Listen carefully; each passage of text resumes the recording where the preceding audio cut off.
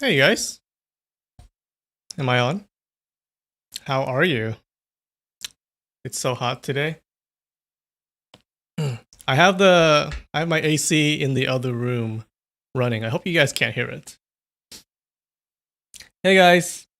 Hi chat. Hi Lush. How's it going? Welcome back. Nikki. Welcome back.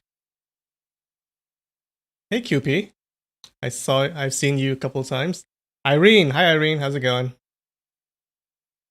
Benji Builder. What's up, Benji Builder? Hannah. Hi Hannah. How's it going? Glad you could join.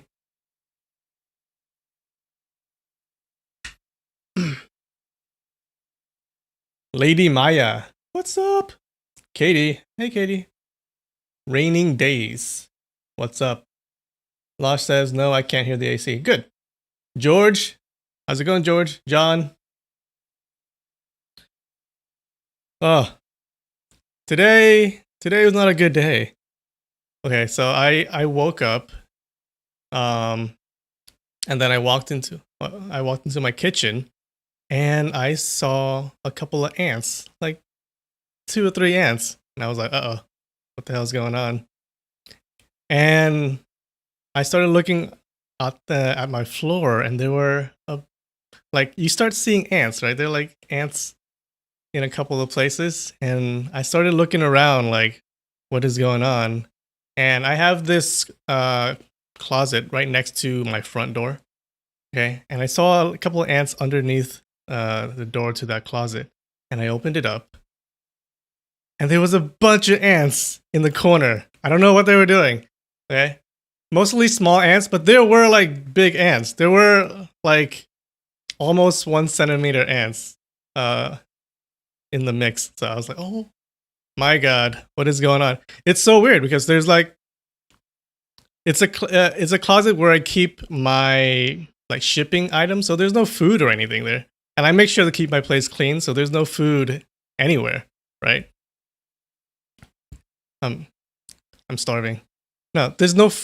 I don't know what they're doing in there. There's a bunch of ants. So I took my so I took out my what do you call it, my vacuum, and I started vacuuming the ants, right? And I vacuumed them all. And you know, when you vacuum ants, you can't just leave it there, right? Because they're still alive inside the bags. So you gotta really throw that shit in the garbage outside.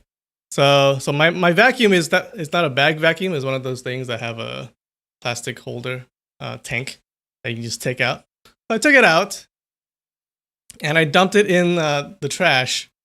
And then you know how you like you kind of bang your tank, your garbage tank on the garbage bin to make sure everything is out. And I banged it too hard, and there was a latch that fell off. It's the latch that kept the thing closed, so it falls off into the garbage can. Okay, and I was like, no.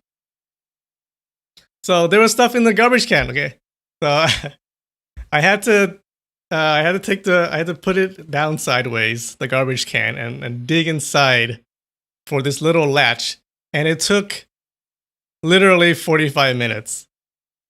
And at first I thought, oh, I can just find it, right? No. You can't find it. You can't find it. It's this little thing.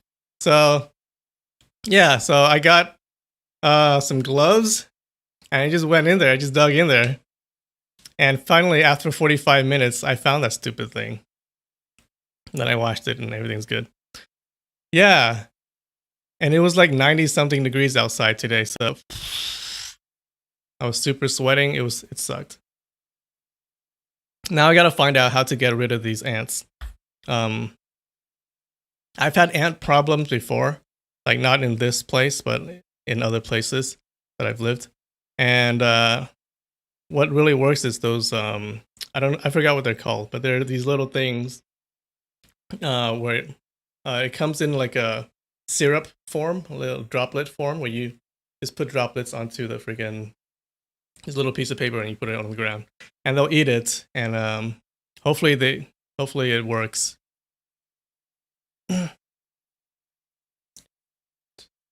Oh, Tercero, hey! Thanks for the super chat. That's awesome. Yeah, ants suck.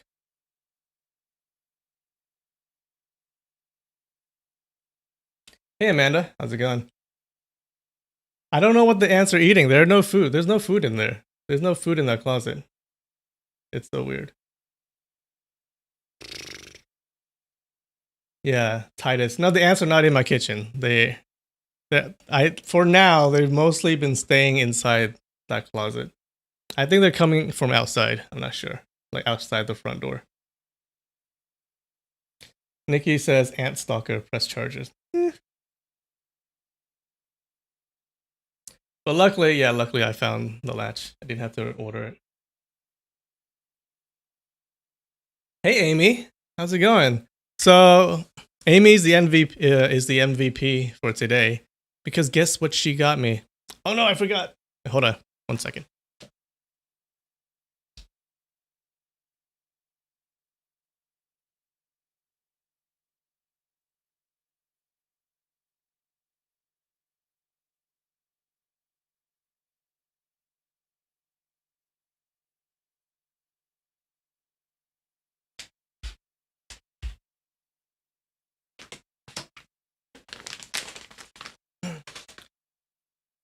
So she bought me this. You guys see? It's honeydew powder for boba. Yeah. And also this.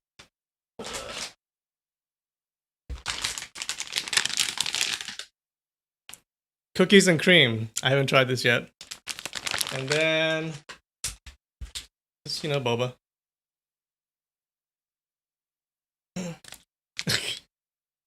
Yes, Nikki. Amy has the MVP award, the most valuable boba award. So I made it. I made it just before the stream. I haven't tasted it yet, so we'll see.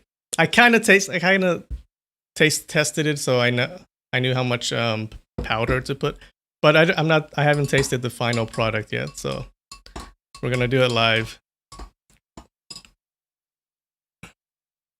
If you don't know how to make boba, you just have these tapioca balls.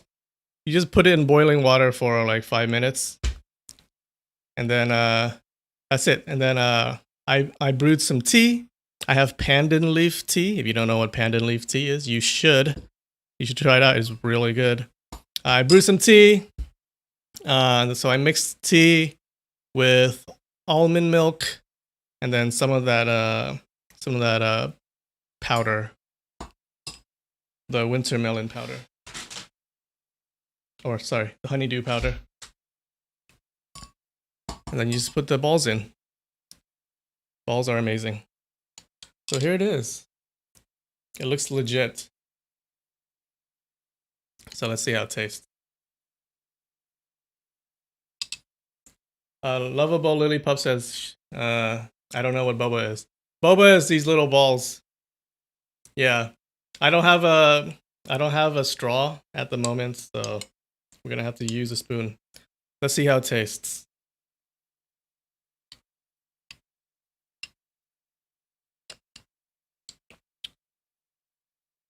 Disgusting. Just kidding. No, it's pretty good. Honeydew powder is pretty good. Let's see the boba. Mmm. Oh. I fucked up. So this boba says it's black sugar flavor, but I think there's no sugar in it. I should have dipped it in sugar or syrup or something. So it's unsweetened boba. My bad.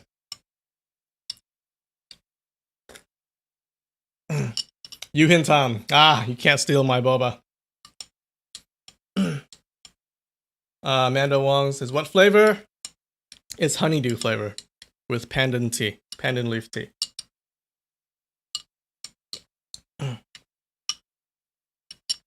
Thanks, Amy. Thanks so much. So, lesson learned for next time. dip the boba in water, in syrup or some sugar, and then I think put more powder. I think it's a little less sweet. All right, there you go. Thanks, Amy.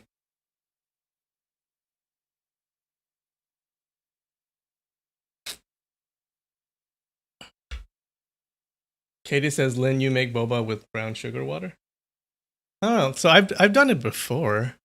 I made it with I've just boiled the tapioca and then leave it dipped or leave it soaked in sugar water. Hope Johnson says, what tea? It's pandan leaf tea. You guys want to see? Switch the screen here.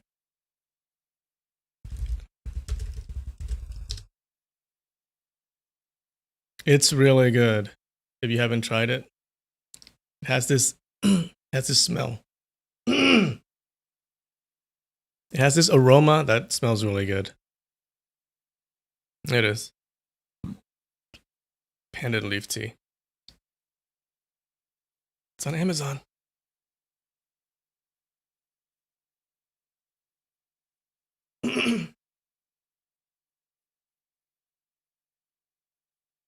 Top Uzi, you want to drink that so bad? Too bad. It's mine.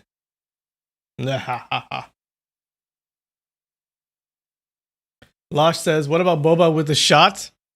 Oh, I forgot. What do you guys think?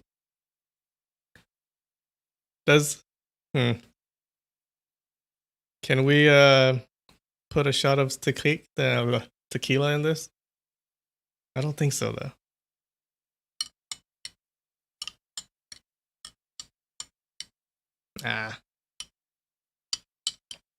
Next time I'll make like a lemonade herbal tea, and then I think tequila will go well with that. Try that.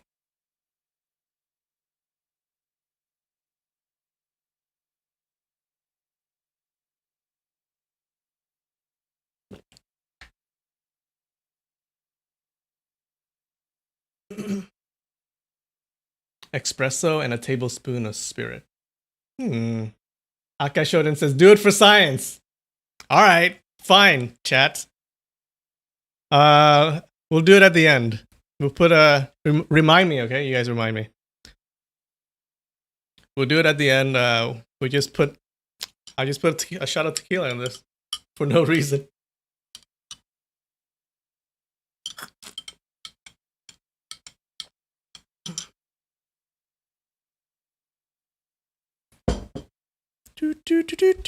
All right. I think we can get started.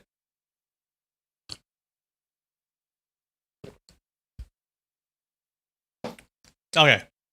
So, what happened last time?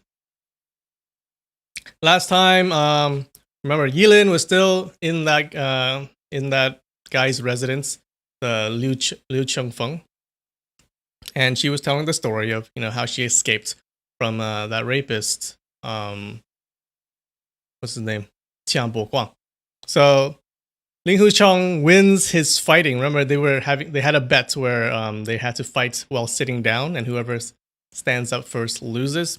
And Ling Huchong wins. Okay, Ling Huchong is the eldest brother of the Huashang Sword School.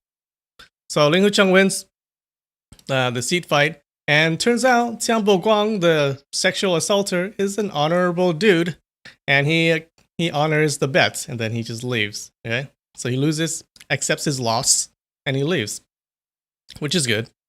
And then what happens is we get some Qincheng students. They're attacked. Okay, they're attacked, and there's like a bunch of the Qincheng students are thrown inside the chambers where everyone was in and was talking, and they're paralyzed. Okay, they're paralyzed because their acupuncture points have been sealed, and it looks like someone really powerful did that, but no, they don't know who it is. Okay, so Yu Changhai, the teacher or the master of the Qincheng Sword School, sees his students being attacked, and And he goes out into the larger chamber, the large hall where all the people are, and he tries to look for anyone who looks suspicious. And he finds this one hunchback guy that looks really suspicious, that stands out.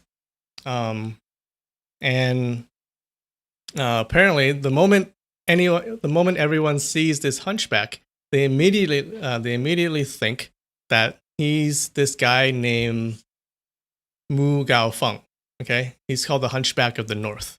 Right, so apparently he's a famous dude, and he's really strong. So everyone thinks that's him because that's the only like strong hunchback guy, right? And but what they don't know is that it's not really Mu Gaofeng. It's Linpingzhi, okay, the guy who in the beginning his parents were attacked. But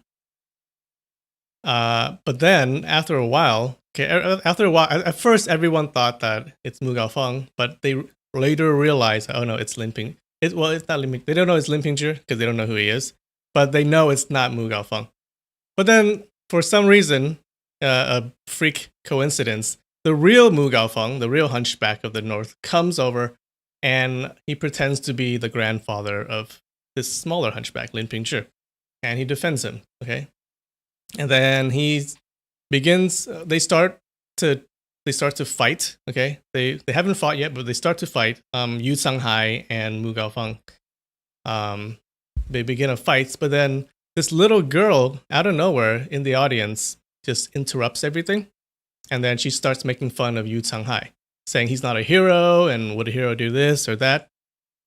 And the problem is, this little girl seems really smart, and she's saying really smart things, but since she's a little girl, Yu Changhai can't do anything about it.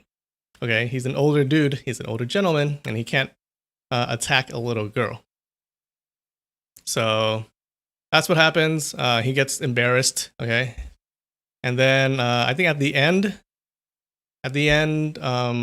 Yilin wakes up, and then she takes the little girl outside, and that's where we ended. All right, how's that?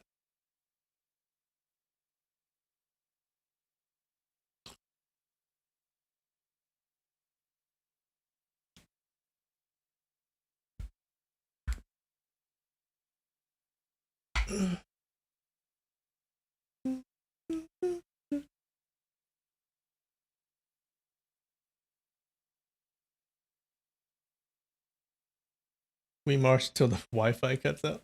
Alright guys, I think we can get started.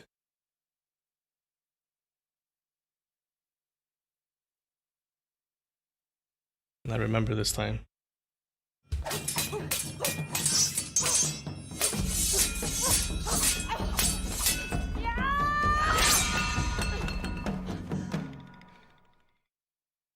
Angel says Linfamy's video is 50% Japanese history and 50% making fun of our love lives. What love life? Okay, let's get started. Chapter 5, Healing, Part 1. Yilin followed the girl outside. What's your name? She asked. The girl gave a sly grin. My last name is Ling Hu, and my first name is Chong. Yilin's heart thumped. I asked you politely, why are you making fun of me? She pulled a long face. What makes you think I'm making fun of you? The girl kept grinning. This is the little girl, okay? So Yilin takes her outside and they're talking. The girl kept grinning. Do you think your friend is the only one who is called Ling Hu Chong? Yilin felt deep sorrow in her heart. She sighed and could no longer hold her tears back. Big brother Ling Hu was my savior, she said. His death was my fault. I am not worthy to be his friend. Just then, in the hallway outside, two hunchbacks hurried by. Yilin recognized them as the hunchback of the North, Mu Gaofeng, and Linpingzhi, the girl. The girl giggled. What odds? An old, ugly hunchback together with a young, ugly hunchback. Yilin was a bit annoyed at the girl's remarks. Girl, she asked, is it possible for you to find your mother and father by yourself? My head is beginning to hurt and I'm not feeling very well right now. The girl grinned. I know you're faking a headache. You're just mad because I used Ling Hu Chong's name. My dear sis, your master asked you to take care of me. Why are you abandoning me? Why are you abandoning me already? If some rascals pick on me again, your master is going to blame you for sure. You are much more capable than I am, and you're very smart too. Even the renowned Master Yu didn't know what to do with you. People are all thanking Buddha that you aren't the one picking on others. Who would dare bully you? Yilin countered.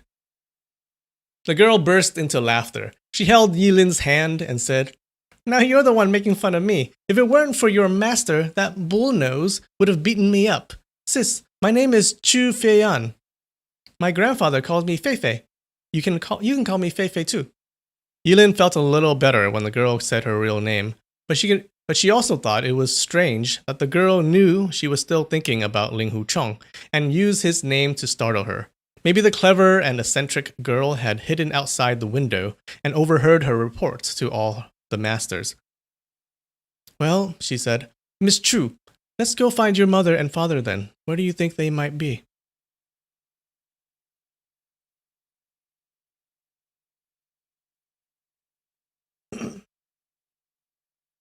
Titus says, I hope you don't die from poisoning. Why would I die from poisoning?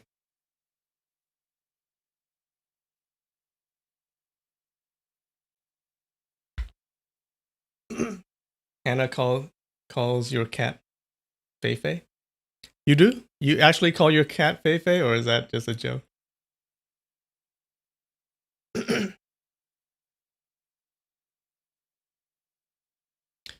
Yilin felt a little better when the girl... Wait. I know where they went, Chu Feiyan said. If you want to look for them, you can go by yourself. I'm not going. Why don't you want to go? Yilin asked in surprise. I'm still too young. Of course I don't want to go. But you're different. You're so gloomy and depressed right now. Maybe you'd prefer to go there early, Chu Feiyan said. Yilin's heart thumped. You mean your mother and father... My parents were murdered by bad guys a long time ago. If you want to look for them, you'll have to go to the underworld. Yilin was very vexed. If your parents have passed away already, how can you still make fun of them? I am leaving. Chu Feiyan grabbed onto Yilin's left hand and started to beg. My dear sis, I don't have anyone else. I'm always so lonely. Nobody plays with me. Please just stay a little longer. Yilin was moved by her words.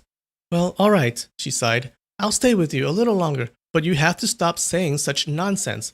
Also, I am a member of the Buddhist order, so it isn't appropriate for you to call me sis.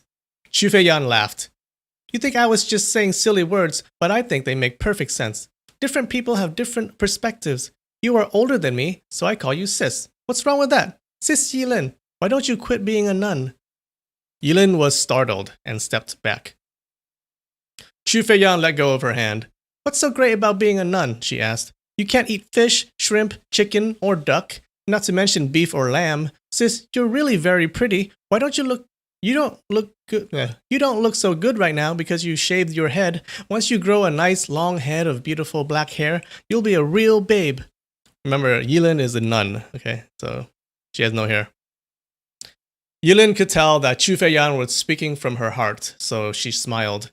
I am already a member of the Buddhist clergy. We believe in the doctrine of the four emptiness. Why would I care whether my outer husk is beautiful or ugly? Chu Feiyan turned her head toward Yilin and looked at Yilin's face carefully. It had just stopped raining and dark clouds started drifting away slowly.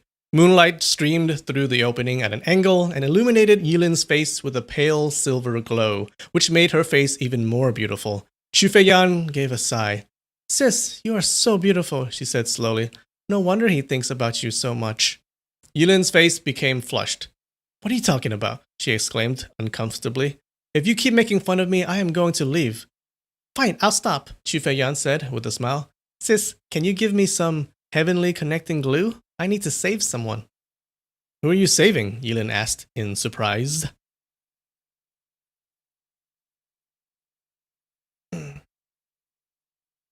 Nikki says this Chu Feiyan is cracking me up. Yeah, she's a spunky little girl.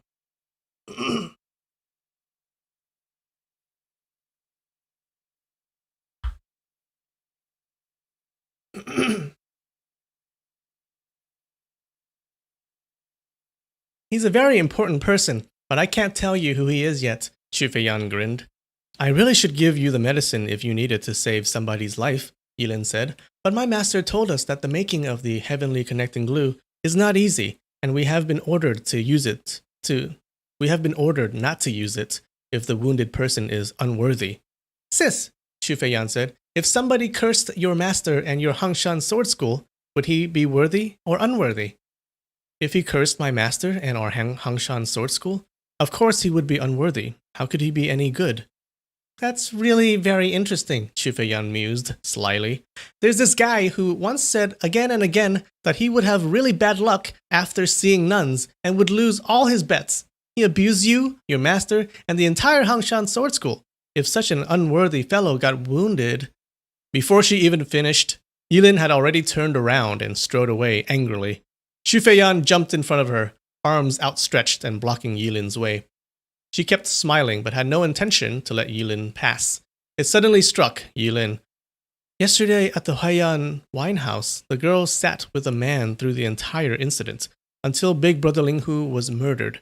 When I carried his body down the stairs, she was still sitting there. She must have seen the whole thing. There's no need for her to eavesdrop on what I said at all. Could she have followed me all the way? She wanted to ask the girl an important question, but could not make herself speak the words. Yilin could only blush with embarrassment. Sis, I know you want to ask me, where did Big Brother Linghu's body go? Am I right? Chu Feiyan grinned. Yes. Would you please tell me? I would really appreciate it, Yilin pleaded.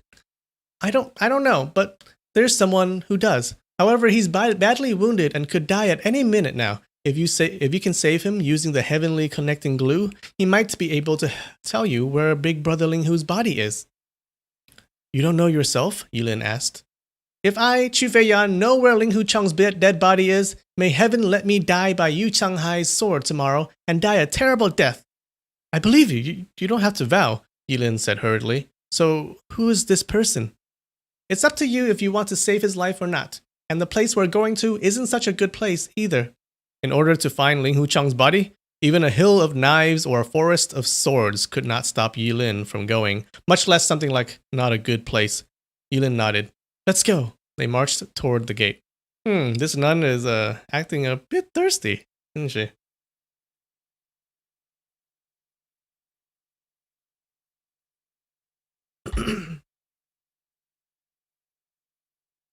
Man, you guys are still talking about the boba tea in chat. Yeah, I should not spill this because the friggin' ants are gonna get me.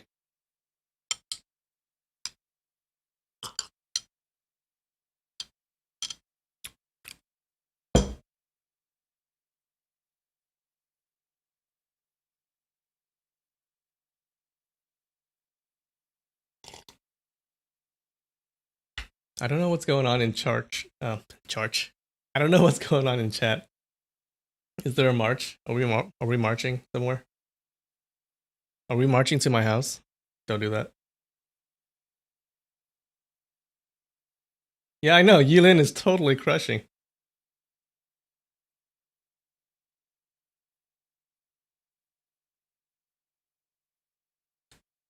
Linfamy, we hereby declare war on your table. Come get me, motherfucker. Come on. Come at me, bro. Let's do this.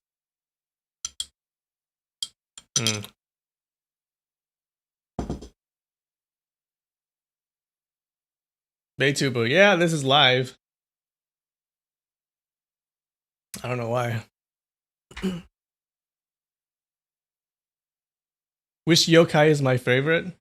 Kitsune, I believe. It's a mix. Well, I don't know. It's one or two. It's either Kitsune or Tanuki. It's my favorite. Tanuki has big balls. You can't. It's hard to beat the big balls.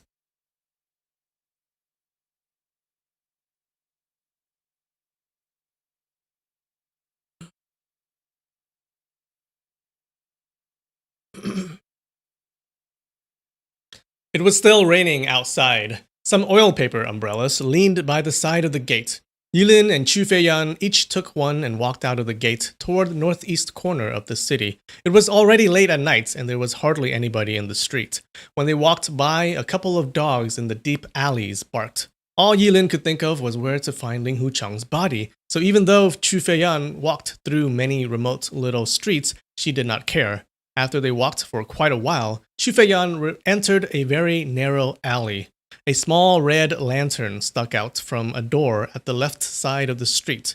Chu Feiyan knocked on the door 3 times. Someone approached from the courtyard within, opened the door, and stuck his head out. Chu Feiyan whispered something in the man's ear and stuck something into his hands.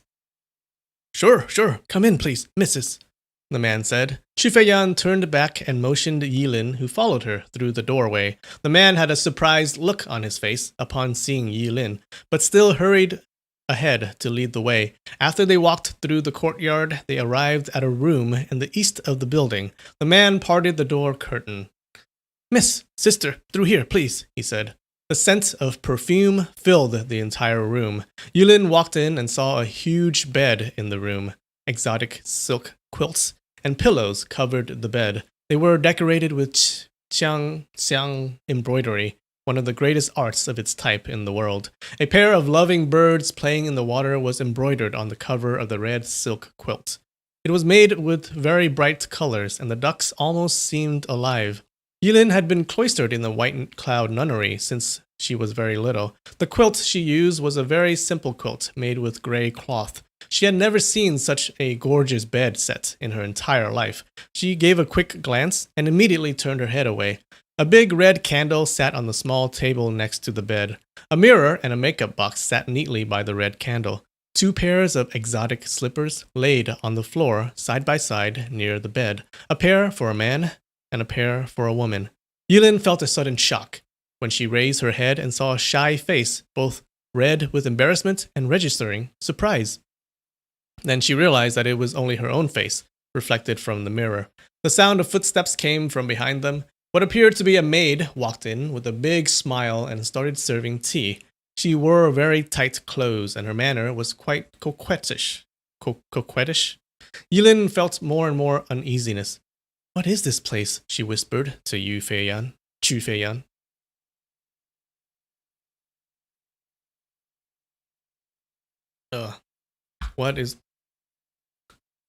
What's going on? Where is she?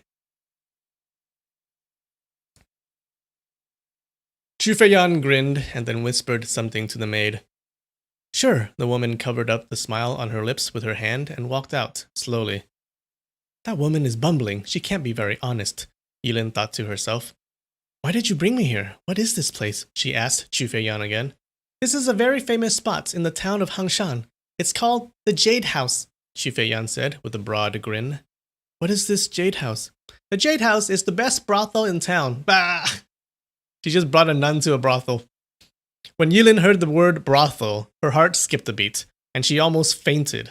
When she saw the way the room was decorated, she already had the feeling that something was not right, but she did not expect to be in a brothel at all. Although she did not really understand what a brothel was, she had heard from the secular apprentice sisters that prostitutes were the most lewd of women. They would consort with any man who had enough money. Did Chu Feiyan bring me here to be one of them? She was so shocked and worried that she almost burst into tears. A man's loud laughter exploded from the room next door. The voice sounded very familiar, and before long, Yilin had recognized it as the voice of the villain, 10,000 Miles Loner Tianbo Guang. Like, she can't escape this guy. I think she ran into this guy like 3 times already. Yilin's legs gave out on her. She collapsed into a chair, her face frightened and pale. What's wrong? Chu Feiyan was startled and rushed over to check on her. It's Tianbo Guang, Yilin whispered. That's right, I recognize his voice too. It's your cute little apprentice, Tianbo Guang, Chu Feiyan grinned. Who's saying my name? Tianbo Guang shouted loudly from the next room. Hey, Tianbo Guang, Chu Feiyan yelled. Your master is here. Come here quickly and kowtow to your master. Tianbo Guang became enraged. What master, you little bitch? You're just babbling. Keep at it, and I'm going to bust open your stinking mouth.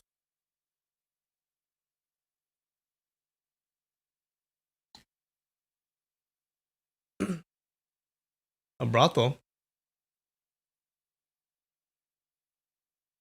Wait, you guys don't know what a brothel is? Or some of you? It's a place where prostitutes are. People get their prostitution on in there.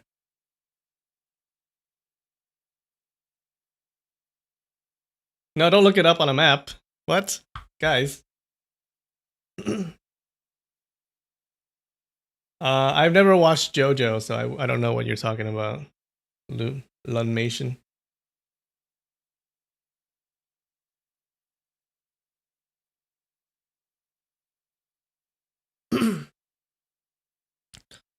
Wasn't it true that you swore to take little sister Yilin of the Hangshan Sword School as your master at the Huayan wine house? She is right here. Hurry up and get on over, Xu Feiyan urged. How can she possibly be in a place like this? Tian Boguang exclaimed. Huh, how did you know? Who are you? I am going to kill you. A trace of fear could actually be heard in his blustering voice. Come here and kowtow to your master first, Xu Feiyan said airily. No, don't let him come over, Yilin hurriedly objected. Tian Boguang let out a cry in shock, and then came a loud thump as he apparently jumped to the floor from his bed. Sir, what are you doing? A woman's voice inquired. Tian Boguang, Xu Feiyan shouted. Don't you run away. Your master is here to settle a score with you. What damn master or apprentice? Tian Boguang retorted. I was tricked by that Ling Hu Chong. If that little nun comes one step closer, I'll kill her in a blink. Fine. I am not coming over, and you don't come here either, Yilin said with her trembling voice. Tian Boguang, Xu Feiyan yelled. You're supposed to be a somebody in the martial world. Why don't you be a man? Are you backing out of your promises? Come over here and kowtow to your master. Tian Boguang snorted, but did not say another word. I don't want him to kowtow. I don't want to see him either. He is not my apprentice, Yilin said. Tian Boguang jumped in immediately. See, the little sister doesn't want to see me at all. Fine, Xu Feiyan said. Have it your way, but when we came here earlier, we were followed by a couple of little sneaks. You'd better go and get rid of them fast. Your master and I are resting here. You can keep guard outside and keep people from bothering us. If you do your job well, then maybe I won't mention about your agreeing to be the little sister's apprentice to anyone. Otherwise, I'll just announce it to the entire world. Tian Boguang raised his voice and gave a sudden shout. You sneaking little punks, you've got a lot of nerve. A window opened with a bang, followed by the clang of two weapons falling atop the roof. Then someone screamed in pain, while the footsteps of someone running away could be heard. Again came the sound of a window opening with a bang as Tian Boguang leaped down from the roof back to his room. Killed one, a little skulker from the Qincheng Sword School. The other one ran away, he declared. You're hopeless. How could you let one get away? Xu Feiyan complained. I couldn't kill that one, Tian Boguang explained hurriedly. She was a nun of the Hangshan Sword School.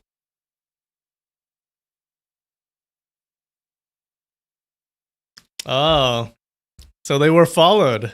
They were followed to the brothel, okay? So one guy was from the Qincheng school, and he got killed by Tian Boguang. And the other one was another nun from the Hangshan school. You can watch out, we are marching. We will be at your house in 732 hours. 736 hours. Alright, we'll see. We'll see. Amanda says, this is a bit confusing. What's confusing about it?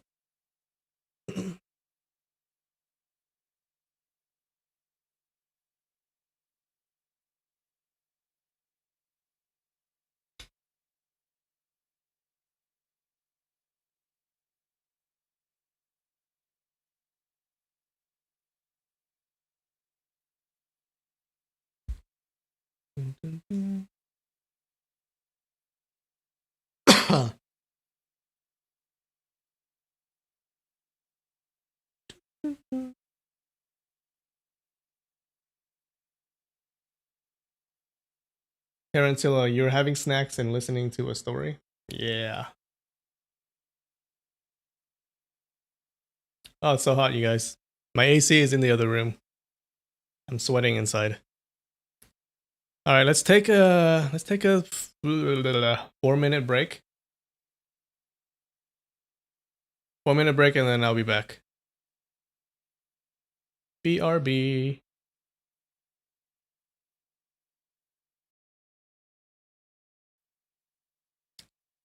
Hello, I'm back.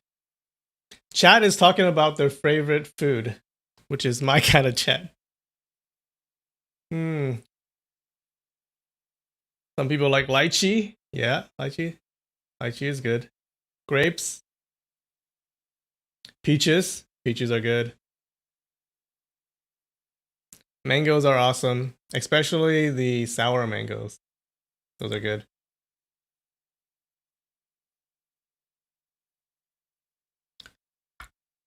My favorite fruit would be pears or apples. Either pears or apples. Yeah, I like the really crisp pears. Right, not the soft ones, like the ones that when you eat it there's a crunch. So good. What's up with the weird bike? What weird bike? From the Be Right Back screen. You guys know I didn't draw that, right? That's just a stock like picture that came with the software I'm using to stream. I thought it looked cool, so that's what I'm using. Coconut's good. Kuria, hey, welcome back. Put MSG in rice with a rice cooker and make it very great. Oh, I never done that before. Is it really that good? I can try it. The bike, there seems to be 2 handles on that bike. Maybe it's a bike. Okay, so it's a bike that can go both ways. So you can ride this way and you can ride the other way. Okay, it's a very free bike. It's called Freedom Bike. We all want freedom. I live in America, guys. We're all about freedom here.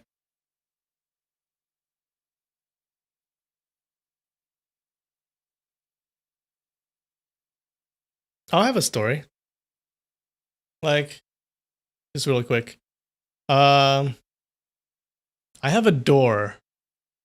I have a front door that doesn't close all the way, so it's kind of crooked. So you can't lock anything. The only thing you can lock is the actual handle with the lock on the handle. Yeah. So there are some latches and none of them work because the door is misaligned. Yeah. And then one day, I live in California, so sometimes you get earthquakes. One day there's a huge earthquake, right? You kind of feel it. So one day I woke up to a little earthquake, and then I walk over. I don't know why. I think I walked over to my front door, and it's aligned. Like it fixed the door. The earthquake fixed the door, which is amazing. So now everything is aligned. I can lock everything now. See, I was putting off fixing that door for a long time. So thank God it totally fixed it. So the moral of the story is always put things off. Okay, don't do things you can do today when you can put it off until tomorrow. Amanda says, earthquakes? Yeah, earthquakes. We're kind of used to it here in California. Like, they're not a big deal. And we haven't had like a real big one in a long time. They're mostly really small.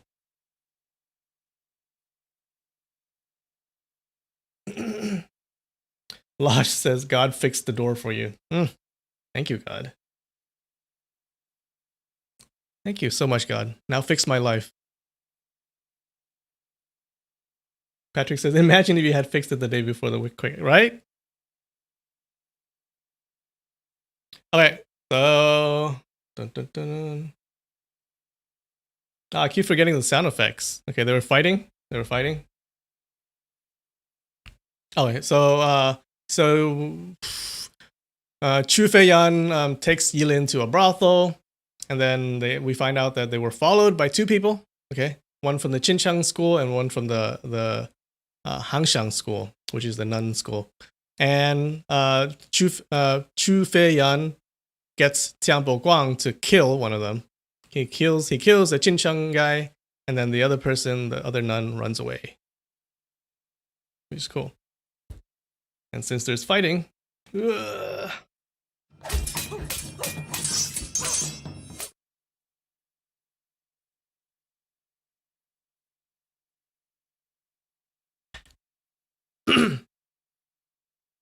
right. So it was your uncle master. Of course you couldn't kill her, Chu Feiyan giggled. Yulin was astonished. She murmured, "Was that my apprentice sister? What do I do now?" Oh, that's true. Like Yulin is now seen in the brothel by her sister. "Hey, little girl, what's your name?" Tianbo Guang asked. Grinning, Chu Feiyan said, "You shouldn't ask questions like that. If you keep your mouth shut, your master will put the business of settling her score on hold for now." Tianbo Guang shut up immediately. "Chu, let's leave here quickly," Yulin said urgently. "But you haven't seen the patient yet," Chu Feiyan insisted. "Didn't you have something to ask him? If you're afraid of making your master unhappy and want to go back, that's fine with me." "Well, I am already here anyway. Let's go see him," Yulin said after thinking for a moment. Chu Feiyan smiled and walked toward the bedside. She pushed the wall at the east of the room, and a secret door opened silently. Chu Feiyan waved at Yulin, motioning her to follow, and then walked through the door. Yulin felt that the whole business with the brothel was getting more and more mysterious. Thank heavens that Tianbo Guang was in the next room on the west side. She figured the further she was from him, the better. So she gathered her strength and decided to follow Chu in. There was another room inside, but no light. With the illumination from the exterior, she could tell it was a small room. There was also a bed in it, shrouded by a curtain. She could vaguely see that somebody was lying on the bed behind the curtain. Yulin stopped at the secret door, but was afraid to go in. "Sis, go ahead. Help him with your heavenly connecting glue," Chu Feiyan directed. He really knows where Big Brother Ling Hu's body is?" Yulin asked in hesitation. "Maybe he does, maybe he doesn't. I don't know." "But you said earlier that he did know." Yulin was frustrated. I'm not a gentleman. I don't have to keep my words. If you want to help him, get to work. Otherwise, just turn around and leave. Nobody's going to stop you," Chu Feiyan snapped. "No matter what the cost is, I need to find Big Brother Ling Hu's body. Even if there is only a slim chance, I can't let it pass," Yulin thought to herself. "All right, I will work on him," she declared. She went back to the main room to get the candle, and then walked back to the small room and stopped at the bedside. She opened the curtain and saw a man lying on the bed. A green handkerchief covered his face. When he breathed in and out, the cloth moved as well. Not being able to see his face actually gave Yulin a bit of comfort. "Where was he wounded?" She turned and asked. "His chest. The wound is very deep. It barely missed his heart," Chu Feiyan answered. Yulin gently lifted the thin blanket covering his chest. A large wound could be seen right in the middle of his bare chest. It had stopped bleeding, but since the gash was so deep, the man was still in critical condition. Yulin calmed herself a little and thought, "No matter what it takes, I have to save his life."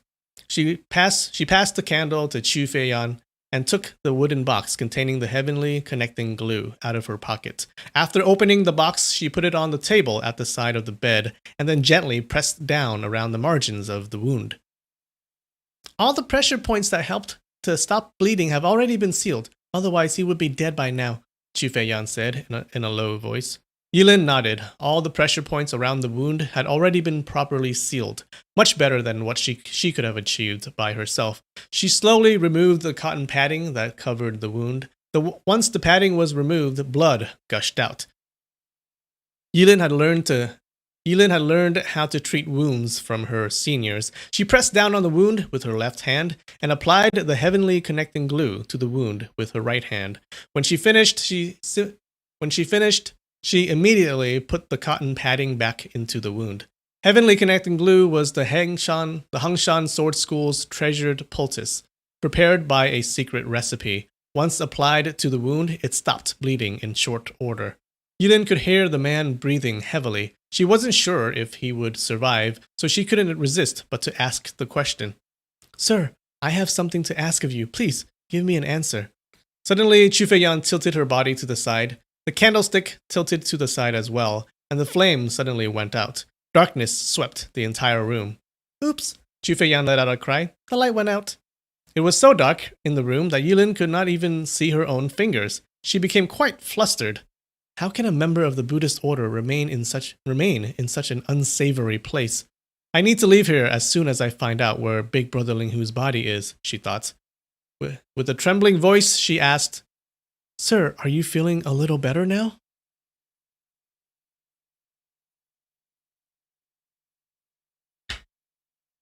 The man let out a groan, but did not answer her question. He's running a fever. Feel his forehead. It's burning hot, Chu Feiyan exclaimed. Before Yilin had a chance to answer, her right hand was already caught by Chu Feiyan and put on top of the man's forehead. Apparently, Chu Feiyan had removed the green handkerchief that covered the man's face earlier. Yilin felt as if her fingers touched a burning coal. She couldn't help but to feel pity for him. I also have medicine to take orally. I'd better administer it, she said. Chu, will you please light the candle? Sure, you wait here. I'll go find some flints. Hearing that Feiyan was leaving, Yilin became very nervous. She grabbed onto Feiyan's sleeve. No, don't leave. What am I supposed to do here alone? Chu Feiyan let out a small laugh. Go ahead and take out the medicine, she said. Yilin took out a bottle from her pocket, opened the bottle and dumped 3 pills out onto her palm. I have the pills. You give them to him, she said. Better not drop the pills in the dark. This concerns somebody's life. It's no joke. Sis, if you are afraid to be left here alone, then I'll stay here. You go find the flints, Chu Feiyan proposed. Yilin was even more frightened about the idea of wandering around the brothel all by herself.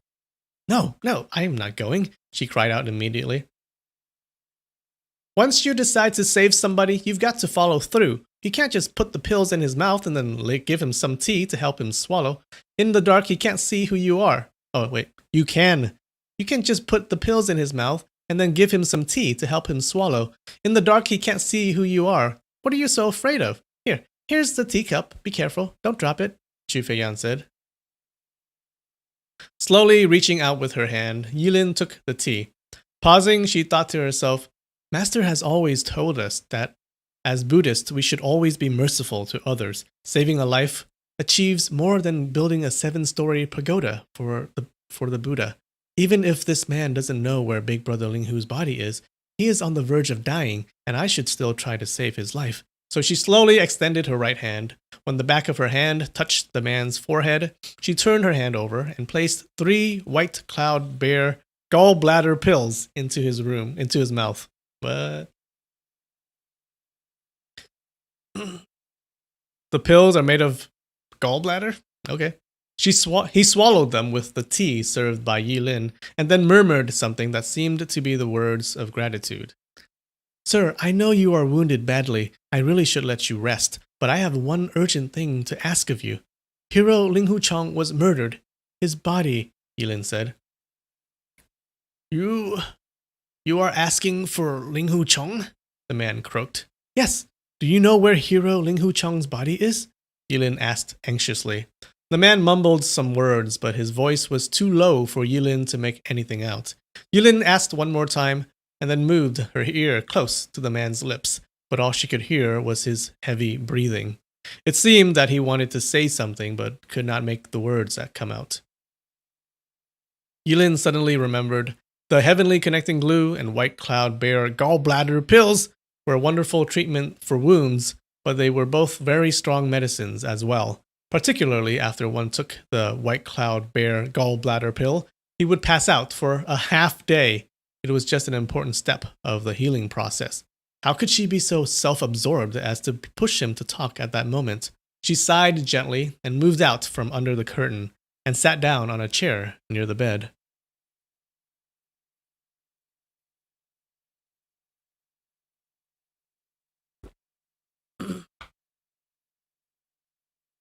I'll wait until he feels better and then ask again, she murmured to herself. Sis, is he going to be all right? Chu Feiyan asked. I hope he will recover, but the wound on his chest is really deep. True, who is he? Yilin asked, but Chu Feiyan did not answer. My grandpa said you couldn't let a lot of things go, Chu Feiyan said after a while. You really shouldn't be a nun. Your grandpa knows me? Yilin asked in surprise. How does he know that I cannot let things go? Yesterday, in the Huayan wine house, Grandpa and I were watching your fight with Tianbo Guang. Ah, Yilin said. So your grandpa was the one sitting with you? Yeah, Chu Feiyan smiled. Your big brother Linghu had a really had a quick tongue. When he said he was the second best at fighting while sitting down, Grandpa actually believed him and thought he really knew some kind of sword art he created while on the toilet that could defeat Tianbo Guang. Yilin could not see her face in the dark, but she could imagine the little girl must be giggling quite hard. The more gleeful Chu Feiyan was, the more sorrow Yilin felt. Chu Feiyan went on. Later, after Tianbo Guang ran away, Grandpa said he had no guts. He had promised to be your apprentice and should have kowtowed to you and called you master. How could he go against his word? Big brother Linghu only tricked him to save my life. He did not really win the fight, Yilin explained. Sis, you are truly kind. After the way Tianbo Guang treated you, you're still making excuses for him. Anyway, after Big Brother Linghu was killed, you just carried his body and wandered around with no specific destination. Grandpa said, this little nun is really a passionate girl, and I am afraid she is going to go crazy. Let's follow her and watch. So the two of us followed behind you and watched how you just carried his body and didn't want to let him go. Grandpa said, Fei Fei, see how upset this little nun is? If this lad, Linghu Chong, weren't dead, the little nun would definitely give up on the nunnery and marry him. Yilin flushed with great embarrassment. She could feel her face and ears burning in the dark. I think that's true. Oh hey, Tarantilia. Thanks for the super chat. Super sticker. It's a cake. With one candle. I'm 1 year old.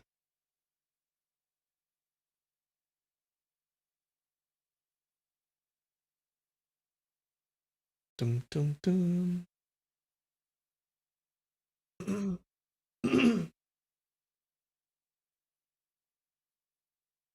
Losh says, Sir, would you like some bear gallbladder with your tea? I don't know. Like, it seems to make you fall asleep, right? Maybe it's just like serotonin. I wouldn't mind some bear gallbladder. I want to go to sleep. I want to take a nap right now, you guys.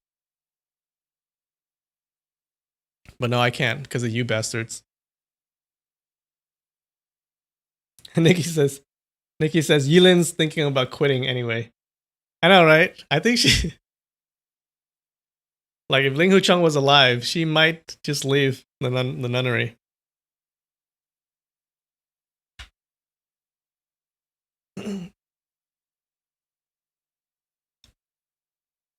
Sis, was my grandpa right? He died because of me, Yilin said. I really wish I was the one who died instead of him. If Buddha pities me and lets me die in exchange for Big Brother Linghu's life, even if I had to fall all the way to the bottom of the 18th level of hell and never be reborn again, I would not complain. Her voice was filled with sincerity as she said those words. Wow. I don't know, that's a little creepy. Like, she just met him, right? Come on. Like, she's falling a little bit too hard. All of a sudden, the man on the bed let out a groan. He is awake. True. Would you please ask him if he feels better? Yilin said happily. Why do I have to be the one to ask? Don't you have a tongue of your own? Chu Feiyan demanded. Yilin walked to the bed after a slight hesitation, and with the curtain in between them, asked, Sir, are you... Before she could finish, the man let out several more groans. He is in great pain right now. I shouldn't bother him, she thought. So she just stood there quietly. The man's breathing gradually fell into a slow rhythm. Apparently the medicine was doing its work, and he had fallen asleep again. Sis, Chu Feiyan whispered, why would you die for Linghu Chong? Do you really like him that much?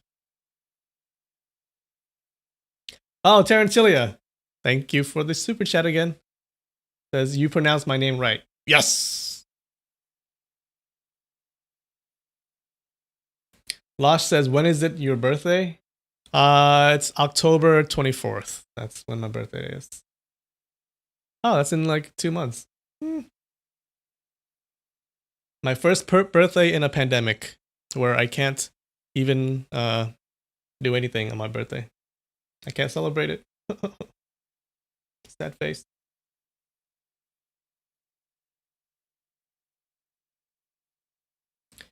Nikki Nikki says Yilin's gonna bring Linghu back and find out what goes on in brothels. Wait, why would she bring him back to a brothel? Wouldn't she bring him to her bedroom? Why go to a brothel? That's expensive.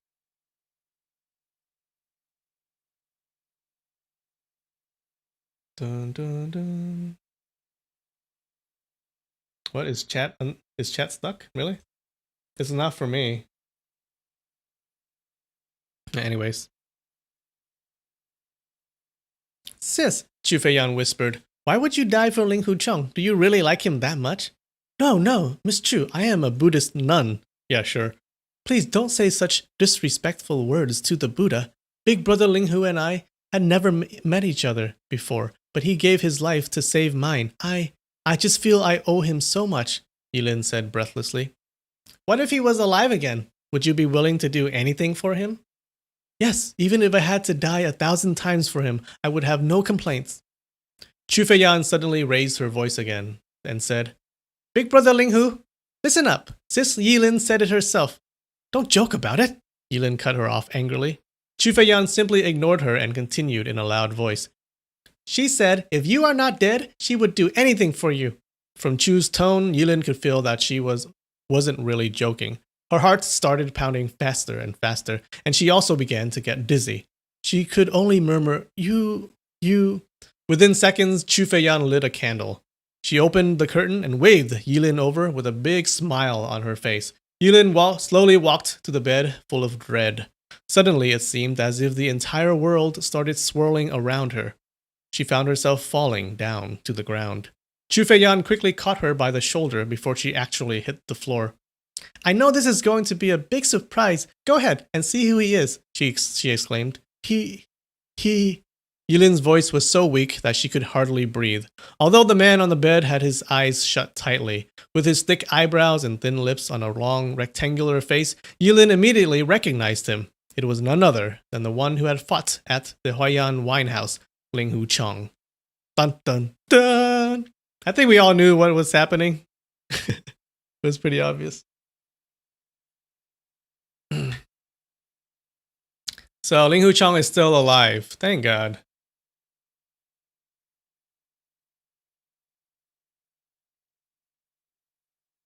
Oh, Nikki. Yilin probably doesn't know that folks pay for attention at brothels.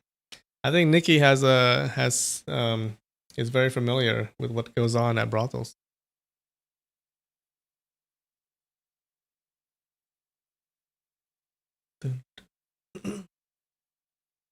Losh says, it's so funny how Yilin is as much in denial as she is in love. Yeah. Oh, Amanda, you knew it? Yeah, good job.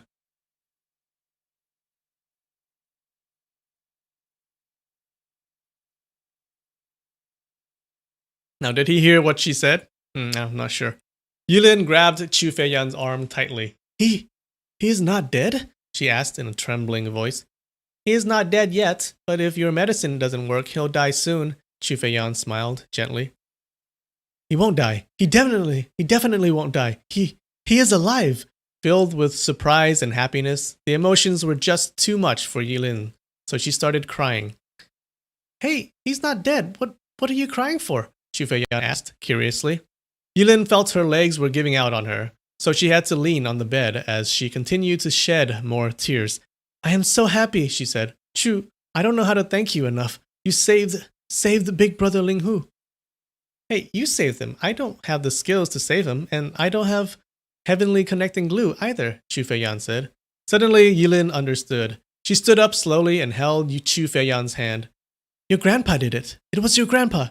Someone shouted outside, Yilin! Yilin! Uh-oh. That was the voice of Sister Ding Yi. Oh no, it's her master, just outside.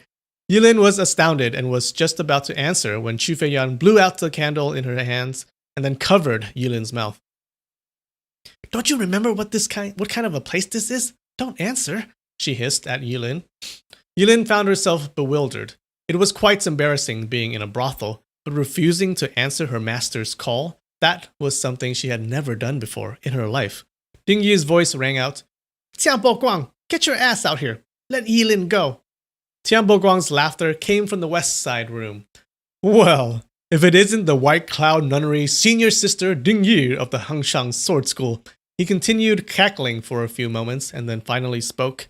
I really should go out to pay my respects, but to leave all these cute ladies here on my bed alone wouldn't be good manners either. I guess I'll just stay here then. Ha ha ha ha. The coquettish laughter of several girls joined. Obviously, the women were prostitutes. Sweetheart, don't pay attention to her. Give me another kiss. One of them said huskily. Oh, wait. That's the girl talking. Sweetheart, don't pay any attention to her. Give me another kiss. One of them said huskily. The lascivious voices of the women became louder and louder.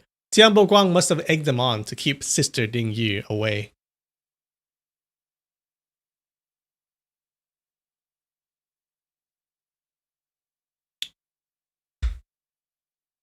Oh, Tarantilia says 5 spice beer powder. Wait. I know 5 spice powder. You know your Asian spices. Pronounce coquettish. Coquettish. Coquettish? Are you sure? Are you guys sure? Alright.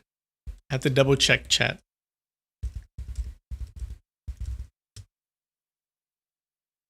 Coquettish. Coquettish. Okay, you're right. You're right. All right, well, whatever. I knew that. You guys passed the test. Coquettish. Coquettish? Coquettish. Coquettish. It should really be coquettish. That's how it's spelled.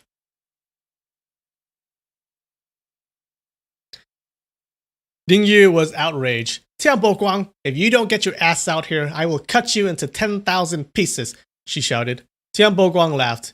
If I don't get my ass out, you'll cut me to pieces. If I do haul my ass out, you'll cut me into pieces just as well. I guess I'd better keep my ass put. Sister Ding Yi, you nuns really shouldn't be in places like this. Why don't you go back to your nice convent? Your apprentice is not here. She is a model nun who always follows all the convent rules. Why would she come here? Don't you think it's rather bizarre for your holiness to come here to look for your apprentice? Ding Yi exploded. Blazes! I'm going to set this damn place on fire. We'll see how long he can stay in there, she retorted. Tian Bo Guang laughed again. Sister Ding Yi, this spot is named the Jade House, and it is one of the most famous sites in the town of Hangshang. I suppose it would be no big deal if you set it on fire, but when the story gets out, everybody'll know that it was Sister Ding Yi from the White Cloud Nunnery of the Hangshang Sword School who burnt down the Jade House brothel in Hangshang. People who heard this would ask themselves, Sister Ding Yi is a respectful senior sister. Why would she go to such a filthy place? The answer would be that she went there to look for her apprentice. People who heard this would have to ask, why did the apprentice of the Hangshang Sword School go to the Jade House? I'm guessing that all these questions couldn't do the reputation of your school any good. Let me tell you something. Tian Bo Guang fears nothing, and nobody in this entire world except that apprentice of yours. I'd be busy running away at the sight of her. How would I be able to bother her?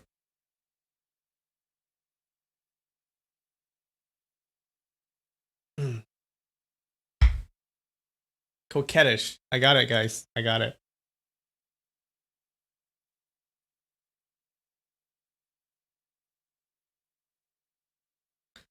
Ding Yi reluctantly saw his point, but an apprentice had reported that she saw Yilin walking into this house with her own eyes, and Tian Bo Guang had also attacked her. There could have been no mistake. Her anger kept growing, but the only thing she could do was to stamp the flagstones beneath her feet. Tian Bo Guang, did you murder my apprentice, Peng Rengji? Demanded a voice from the roof across the way. The master of the Qincheng Sword School had arrived. Okay, everyone's here. it seems.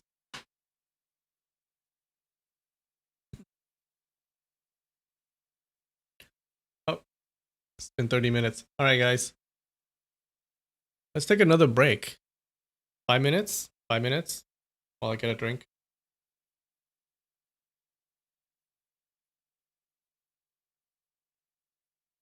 Be right back.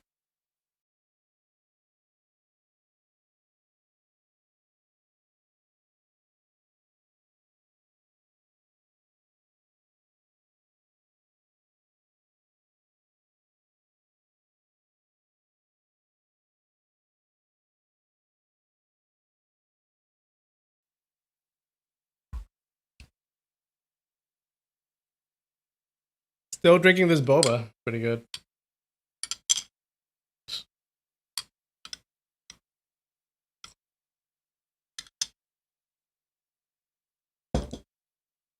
All right, so looks like 2 masters are at the brothel now. Ding Yi and what's his name? Yu Xianghai.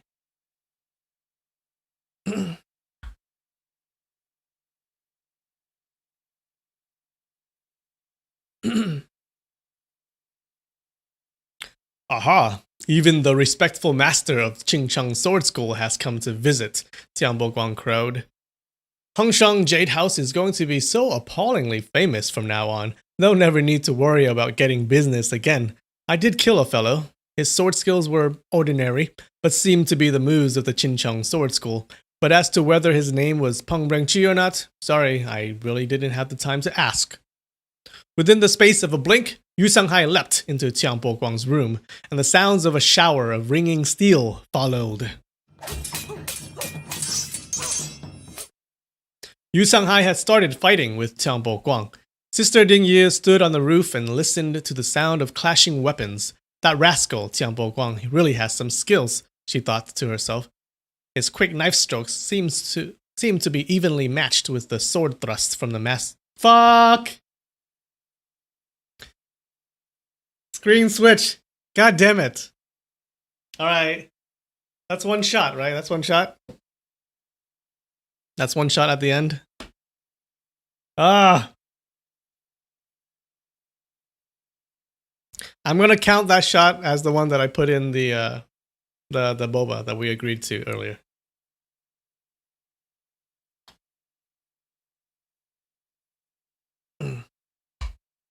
No, we gotta put the text on.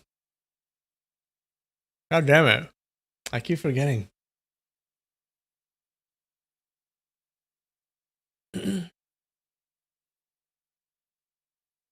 Alright, so they're fighting.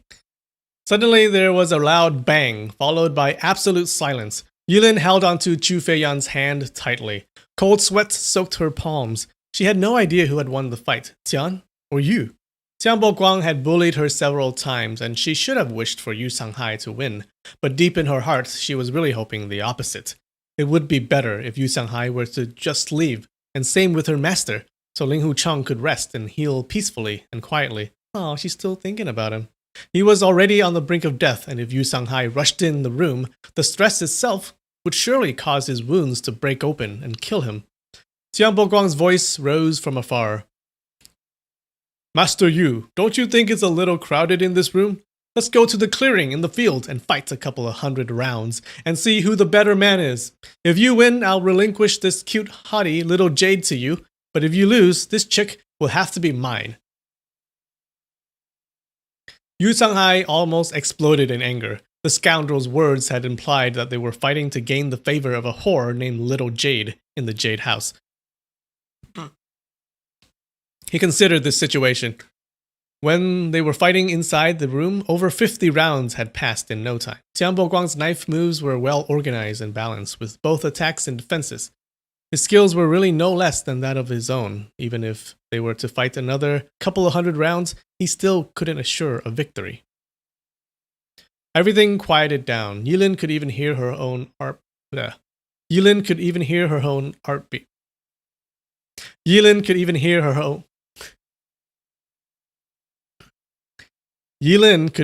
her own heartbeat. She leaned closer to Chu's ear and asked in a whisper, "Do you think they will come in here?" Chu was actually much younger than her, yet Yilin was completely lost in such an embarrassing situation. Chu did not answer and just covered Yilin's mouth with her hand. Liu Chengfeng's voice suddenly rose. Master Yu, the villain Champo Guang, has committed so many crimes, he definitely won't come to a good end. We'll get him eventually. There's no rush right now. This brothel has been the source of much immoral behavior. I have always wanted to trash it. Please, let me handle this. Danyan, Wei Yi, let's search inside. Don't let anybody leave. Oh man, everyone's here, like the whole crew. Xiang Danyan and Mi Wei Yi, the two apprentices of Liu House, acknowledged the command in unison. Ding Yi also sent out orders and had her apprentices surround the brothel. Yilin became increasingly worried. She could hear the voices of the apprentices from the Liu House coming closer and closer, searching the room after room. Liu Chengfeng and Yu Changhai stood by the side and directed the apprentices. Loud cries from the proprietors could be clearly heard while they were thrashed by Xiang Danyang, Mi Wei Yi, and the rest of the apprentices. Apprentices of the Qincheng Sword School began smashing the furniture, teacups, and wine kettles, leaving a trail of destruction behind them. It's not nice. Knowing that all those people would soon arrive, Yilin was so worried that she almost passed out. Bryce Boy, hey, bye, thanks for joining.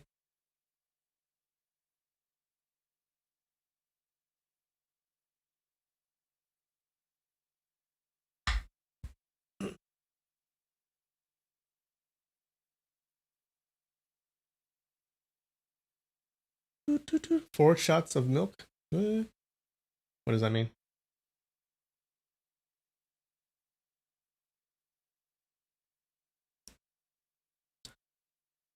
My master came to rescue me, she thought, and I did not answer her call. I am in a brothel and in the same room with big brother Ling Hu late at night.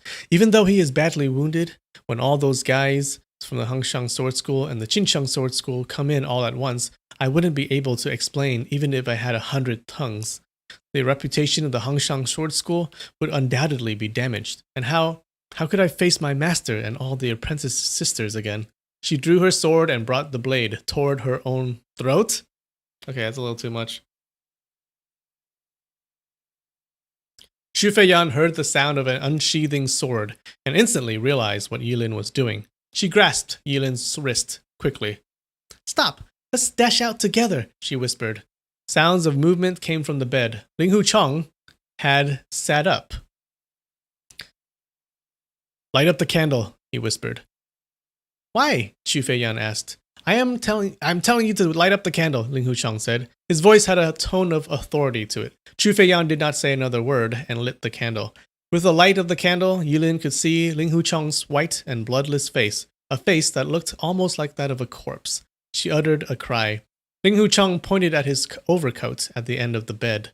Put that over my shoulders, he said. While trembling like a falling leaf in a storm, Yilin picked up the overcoat and draped it over Ling Hu Chong's shoulders.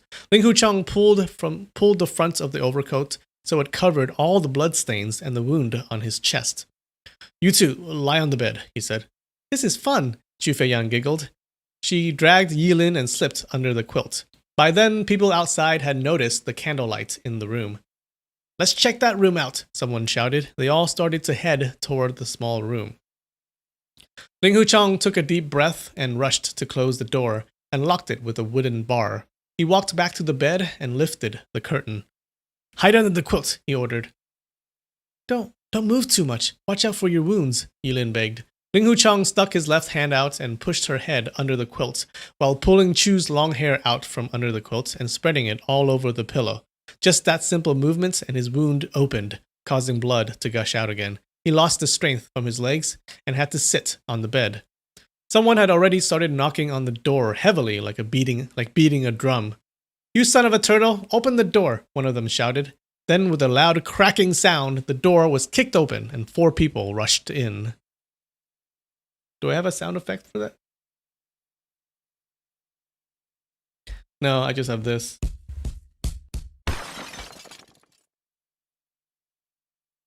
The leading one was none other than the Qincheng apprentice Hong Rongxiang. Astonished at seeing Ling Hu Chong, he immediately jumped back several paces. Ling Hu, it's Ling Hu Chong, he muttered.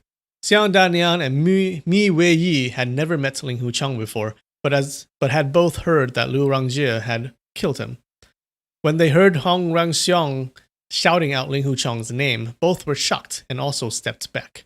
Everybody had his eyes wide open and just gazed at Ling Hu Chong. Ling Hu Chong stood up slowly. You, this many people, he muttered. Ling Hu Chong, you're not dead?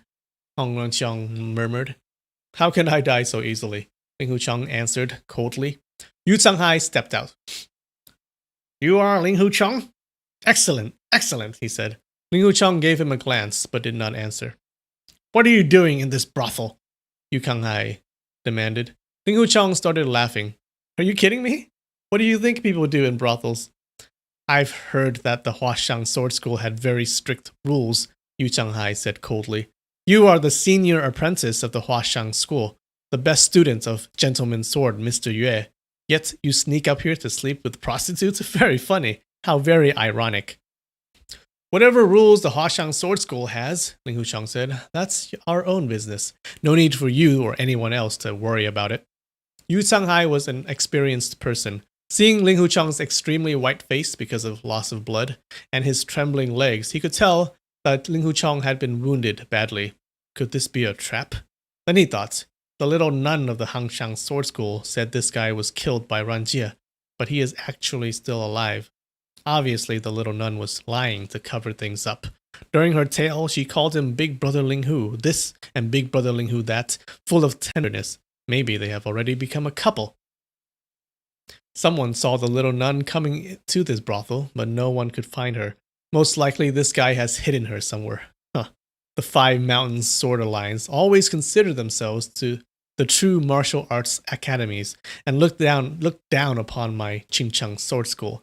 If I can sort that little nun out, then not only would the reputation of the Huashang Sword School and the Hangshang Sword School be trashed, the entire Five Mountains Sword Alliance would also be humiliated, and they would never be able to flaunt themselves in the martial world again. He looked around quickly, but did not see any other people with Ling Hu Chong. Looks like that little nun is hiding under the bed, he concluded. Renxiang, lift open the bed curtain. Let's find out what kind of show we have in the bed. Wait, what? Renxiang, lift open the bed curtain. Let's find out what kind of show we have in the bed, he said to Hong Renxiang. Yes, master, Hong Renxiang answered, and then stepped forward. With his previous unpleasant encounter with Ling Hu Chong in mind, he couldn't help glancing at Ling Hu Chong and hesitating. Do you want to die? Ling Hu Chong threatened. Whoa, that's badass. Hong Renxiang choked, but thinking of the presence of his master, he felt better and drew his sword. What do you want? Ling Hu Chong asked of Yu Changhai. The Hangshang Sword School lost a female apprentice. Someone saw her in this brothel. So we need to search here, Yu Changhai demanded. This is the Five Mountains Sword Alliance's own matter. Why doesn't the Qingcheng Sword School mind its own business? Ling Hu Chong mocked. We will find an answer today, whether you like it or not. Renxiang, go for it, Yu Changhai ordered. Yes, sir. Hong Renxiang held his sword out and lifted the bed curtain with the blade. Yilin and Chu Feiyan grabbed onto each other and hid under the quilt. They heard every word between Ling Hu Chong and Yu Changhai loud and clear. Greatly worried, they could not help trembling. When they heard the sound of Hong Renxiang lifting the bed curtain, both were frightened to death. After Hong Renxiang had lifted up the bed curtain, everyone stared at the bed. There was a large red silk quilt with two loving birds embroidered on it. Obviously, there was someone under the quilt. Long black hair spread all over the pillow. The quilt was trembling. The person under the quilt must have been terrified. Yu Changhai was very disappointed when he saw the long hair of the pillow. It was quite obvious that the one under the quilt was not a bald little nun. Ling Hu Chong was really sleeping with the prostitute. Master Yu, Ling Hu Chong said coldly, although you are a Taoist priest, I heard that Qingcheng priests don't have rules against marriage, and you've already got yourself many wives. If you are so fond of naked women and wanted to see the girl dead, and wanted to see the girl naked. Why don't you go ahead and lift up the quilt to have a good look? Why pretend to look for a female apprentice of the Hangshang Sword School? Damn you! Yu Shanghai yelled while throwing a knife hand chop at Ling Hucheng.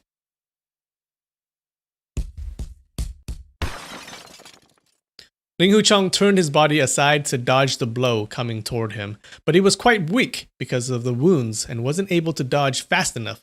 The edge of Yu Sanghai's chopping blow glanced his body. He could not hold himself steady and collapsed onto the bed.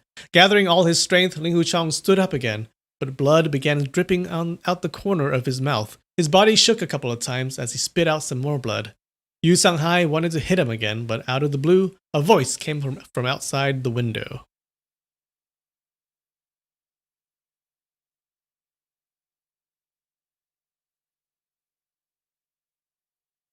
So here we see him spitting up blood. You'll see this a lot of times.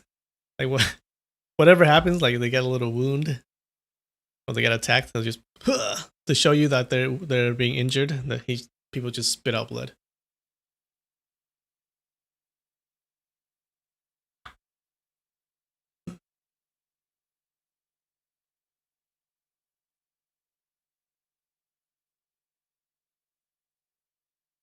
Linfamy isn't black. He's obviously a hamster. Okay. I am a hamster then.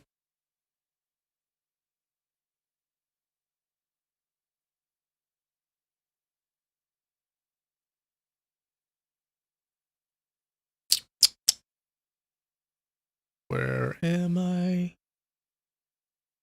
So out of the blue, a voice came from outside the window. A senior bullies a junior. How shameless. Yu Shanghai did not waste any time. Before the last word had ended, he had already thrown a blow toward the window. Immediately following the blow, he jumped out of the window. From the illumination of the candlelight from inside the room, he saw an ugly hunchback turning around the corner of the house. Hold it, he shouted. The hunchback was really Lin Pingzhi in disguise. After the conflict with Yu Shanghai and Liu Xiangfang's house, he slipped out while Yu Shanghai had his mind on the little girl, Chu Feiyan. He hid behind a corner of the house and did not know what to do. He could not think of any way to rescue his parents.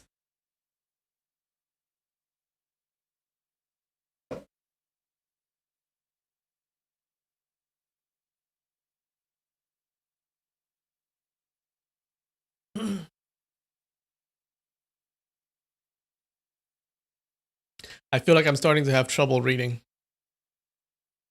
I think that happens after like an hour and a half of reading. I start faltering. Also, one thing, guys. I don't know if you're confused, but this story, how it's written, is written in a third-person omniscient point of view. So if you don't know, there are like a lot of point of views that you can have when you write a book.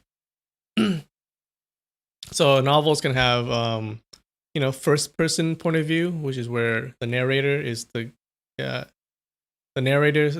one narrating. I'm not explaining this very well. So first person point of view is when you use like I or me. And then third person is when you use he or she, right? So in third person, the narrator is outside of the action and he's like narrating the book. So he would use the pronouns he and she, stuff like that. But there are two main types of third person point of view. One is third person limited, and the second one is third person omniscient.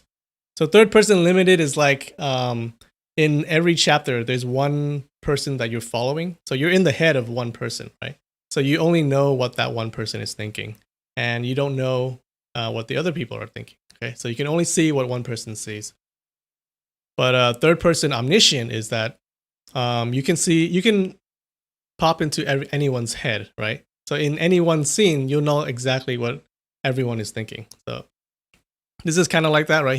You can see he jumps from in one paragraph, he may be in the head of Yu Shanghai, and then in another paragraph, he'll be in the head of someone else. So it might be a little confusing, But yeah.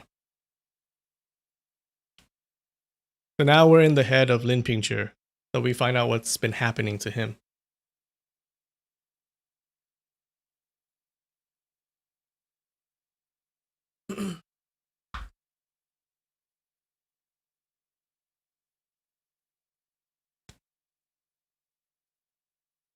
The hunchback was really Lin Pingzhi in disguise. After the conflict with Yu Sanghai in Liu Chengfeng's house, he slipped out while Yu Sanghai had his mind on the little girl, Chu Feiyan. He hid behind the corner of the house and did not know what to do. He could not think of any way to rescue his parents. Everyone in the hall will have remembered me as the ugly hunchback, he thought aloud. When those people from the Qincheng Sword School see me again, they will definitely kill me without hesitation. Should I change back to my original look? He thought of how Yu Sanghai had grabbed onto his wrist. He had felt like he had lost all his strength and couldn't even struggle to get away. How could there be someone with such outstanding martial skills? All these thoughts flooded his mind. He completely lost track of time. He had no idea how long he had been hiding around the corner when he suddenly felt a pat on his hunchback. Stunned, he turned back quickly. The first thing he saw was a tall hunchback. It was none other than the real hunchback of the north, Mu Gaofeng. You fake hunchback, Mu grinned. What's so good about being a hunchback? Why the hell do you pretend to be my grandchild? Lin Pingzhi knew the hunchback was a very vicious man with a very high martial arts skills. If any of his words displeased Mu, he could easily end up dead. He thought since he had already kowtowed to him when they were back in the Great Hall and called him a true hero, that helped the weak to fight the villains, and Mu did not get mad. All he needed to do was to keep the same tone. Then he surely wouldn't make Mu Gaofeng mad. I heard from many people that the Hunchback of the North, Hero Mu, has a very reputable name, and he always helped the weak when needed. I truly admire you, and that's why I dressed myself just like Hero Mu. Please forgive me, he apologized. Are you kidding me? A reputable name? And helping the weak when needed? What nonsense! Mu Gaofeng laughed. He knew Lin Pingzhi was lying to his face, yet all these compliments sounded very enjoyable and pleasing. What's your name? Who's your master? He asked. Lin is really my family name. I unintentionally use your last name, Lin Pingzhi said. Mu Gaofeng smirked. Cut the crap. You just wanted to use my name to swindle and bluff. Yu Sanghai is the master of the Qincheng Sword School. He could kill you just by poking you with one finger, and you are so bold as to offend him. You really have some guts. Hearing Yu Sanghai's name mentioned, Lin Pingzhi's anger instantly exploded. As long as I am breathing, one day I will slay the scoundrel myself, he exclaimed loudly. What score do you have with Yu Sanghai? Asked the surprised Mu Gaofeng. Lin Pingzhi hesitated for a few seconds. He thought, there's no way for me to rescue my mom and dad all by myself. Why don't I ask him to help? So he knelt down and kowtowed to Mu Gaofeng. My parents are his prisoners. I am begging you. Will you please help me rescue them? Mu Gaofeng frowned and shook his head. I never do anything that does not benefit me. Who is your dad? What do I get if I rescue him? Someone's voice suddenly came from the door, whispering with urgency. Go tell Master that in the brothel known as the Jade House, another Qincheng Sword School member has been killed. Also, someone from the Hangshang Sword School was wounded and just got back. Hurry. We'll talk about your troubles later, Mu Gaofeng whispered to Lin Pingzhi. There's going to be a good show. Come with me if you want to see some fun. As long as I am with him, I can always beg him later, Lin Pingzhi thought. So he replied, Sure. Whatever you, the respectful senior, want to go, wherever you, the respectful senior, want to go, I'll follow. Let's get this straight first. I, Hunchback Mu, only do things that I can benefit from. If you think brown-nosing can get your grandpa to get into trouble for you, save yourself the trouble and just forget about it, Mu Gaofeng exclaimed. Lin Pingzhi just nodded and didn't say a word.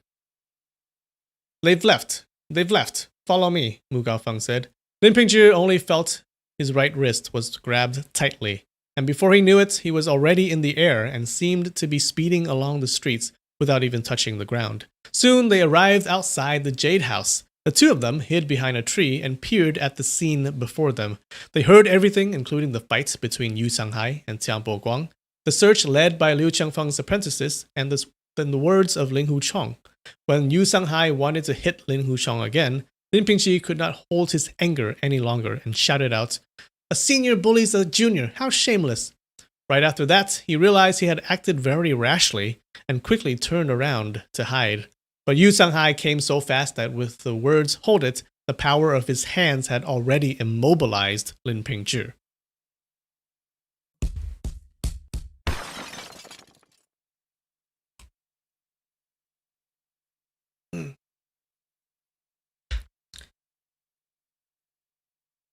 QP, hey, yes, I am Vietnamese. I'm mostly Vietnamese. I'm also part Chinese. The best parts. Tarantilia, I look American.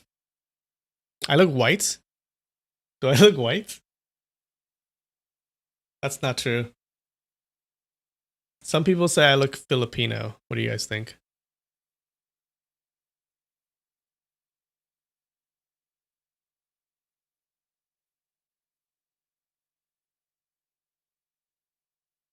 Dun, dun, dun.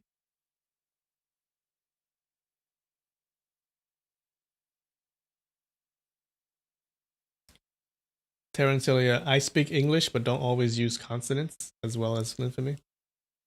I don't know. I've been reading for a while. I think after an hour and a half of reading, I start I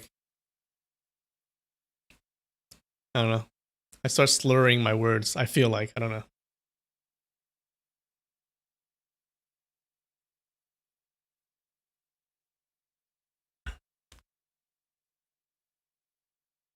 All right, so Yu Shanghai grabbed Lin Pingzhi's hands. At that moment, all Yu needed to do was to release his inner energy, and Lin Pingzhi's internal organs would be smashed into pieces. But after recognizing that it was the young hunchback, Yu Shanghai held back his strength and did not strike. "So it's you," he sneered. He looked at Mu Gaofeng, who stood about 10 feet behind Lin Pingzhi. "Hunchback Mu, why do you instigate juniors to trouble me over and over? What do you want?" he demanded. Mu Gaofeng burst into loud laughter. "He claims to be my junior, but I never said he was. His name is Lin, and mine is Mu. I have nothing to do with him. Master Yu, I, Hunchback Mu, am not afraid of you. I just don't want to be a retard." Damn translation. I just don't want to be a dumb person and shield trouble for some nobody. If there were great benefits for being a shield, like piles of gold or jewels or something, then I'd consider doing it. Free service like this will never interest me. Yu Shanghai was quite happy to hear these words. "If this individual has nothing to do with Brother Mu and is only an imposter, then I don't have to worry on your behalf," he said. He was just about to strike out when he heard someone speaking. "A senior bullies a junior, how shameless!" Yu Shanghai turned back and saw a man standing by the window. It was none other than Ling Huchong. Yu Shanghai was infuriated, but the words, "A senior bullies a junior, how shameless," were right on target. The two young men's kung fu skills were no match for him. To kill them would be as easy as stepping on a puny ant, but he would never be able to get rid of the remark, a senior bullies a junior. And if the remark of "a senior bullies a junior" were true, of course, shameless would be a natural conclusion. But if he just simply let these two off, he wouldn't be able to vent his anger. He sneered and said to Ling Huchong, "I'll have your master pay for your insolence later." Then he turned to Lin Pingzhi. "Which school are you from?" he asked.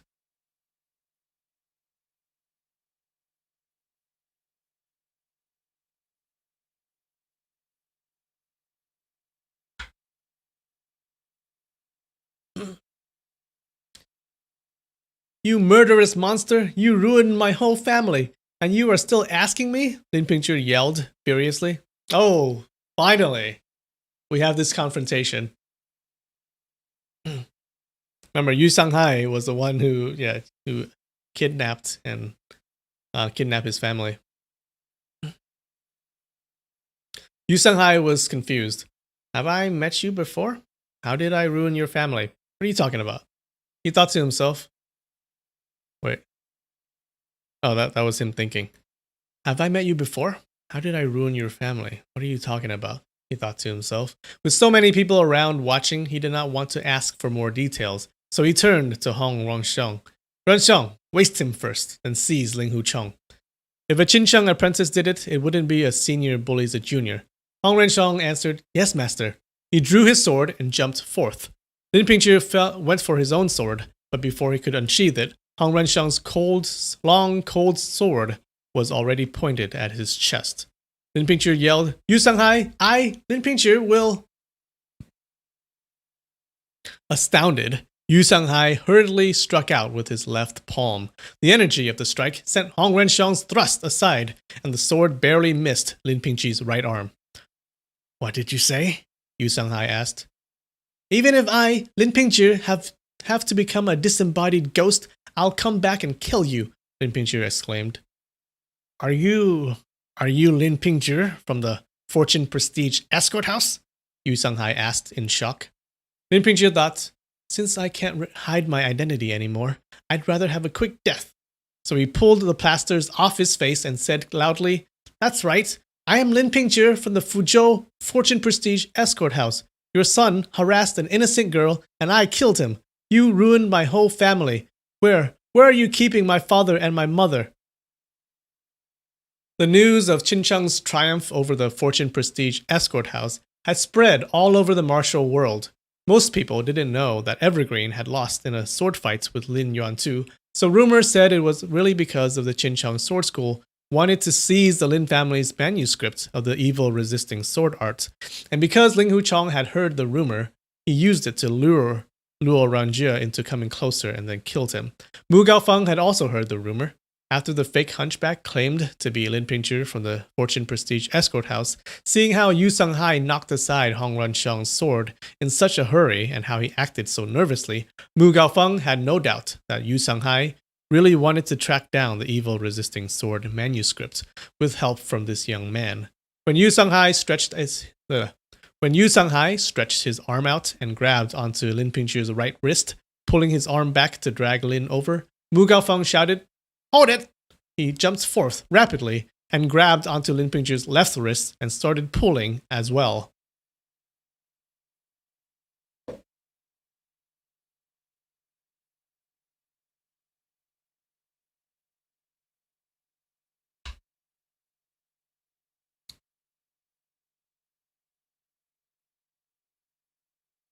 Lin Pingzhi could feel two great sources of power pulling his arms in opposite directions.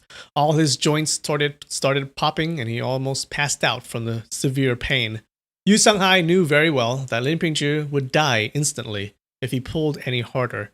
So he thrust his longsword at Mu Gaofeng as he yelled out loudly, Brother Mu, let it go! Mu Gaofeng waved his right arm and blocked the sword with a shining crescent knife. A loud ring echoed. Wasting no time, Yu Sanghai launched his sword attacks, and within seconds, he had sent 9 thrusts at Mu Gaofeng. Brother Mu, we don't have any score between us. Why should we hurt our relationship because of this lad? He said while tightly grabbing Lin Pingzhi's right wrist. Waving his crescent knife back and forth, Mu Gaofeng countered all of Yu Sanghai's attacks. Earlier, right in front of everyone's eyes, this lad kowtowed to me and called me Grandpa. Everyone saw that and heard that. Although I don't have any score to settle with you, Master Yu, don't you think it would look bad for me if you seize someone who just called me Grandpa and then kill him right in front of my eyes? If this Grandpa can't even protect his grandson, then who else is going to call me Grandpa in the future? The two talked as they fought at a faster and faster pace. The clash of weapons also became more urgent. Brother Mu, this man killed my son. How can I forget the pain of losing a son and not avenge him? Yu Sanghai said angrily. Sure, Mu Gaofeng laughed. For Master Yu's sake, I'll help you seek your revenge. Come on, you pull to the left and I'll pull to the right. 1, 2, 3. Let's tear this lad in two. After the words, he actually started counting. 1, 2, and 3. As soon as he spat out the word 3, he pulled harder. More of Lin Pingzhi's joints popped. Yu Changhai was stunned. There was no need to rush the revenge. Before finding the sword art manuscript, he definitely didn't want to let Lin Pingzhi die. So he let go of Lin's wrist at once, letting Mu Gaofeng pull Lin Pingzhi away. Hey, thanks, Mu Gaofeng grinned. Master Yu is really a true friend. You even gave up revenge for your son for Hunchback Mu's sake. There's no other one in the martial world who respects brotherhood as much as you do. I am glad Brother Mu knows that. I'll give in a little this time. There won't be a second time, Yu Changhai said coldly. Who knows? Maybe Master Yu would be nice next time and dive in again, Mu Gaofeng snickered. With a disgruntled snort, Yu Changhai waved his left arm. Let's go, he commanded, and all the Qincheng apprentices left, following their master. So Yu Changhai does not want to kill Lin Pingzhi just yet, right? He wants that sword art manuscript.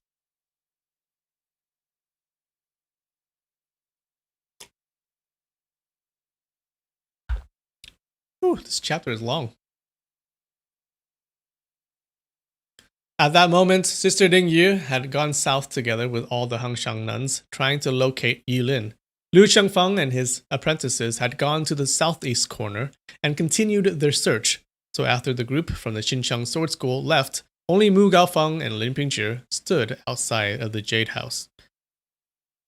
Hey, you are not a hunchback. You are a handsome lad, Mu Gaofeng said with a grin.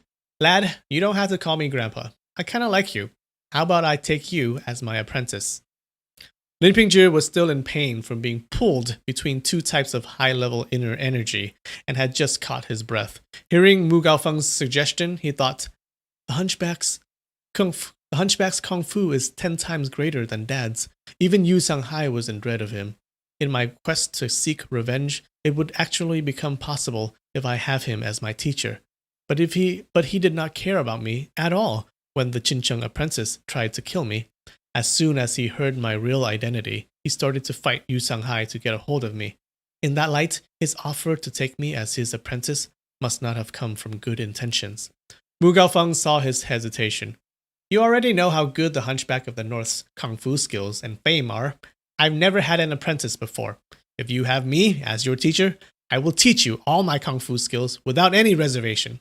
By then, not only would the chaps from Qincheng be no matches for you, but after a couple of years, it would be easy to defeat Yu Changhai as well. Lad, why aren't you kowtowing to me to show respect to your master?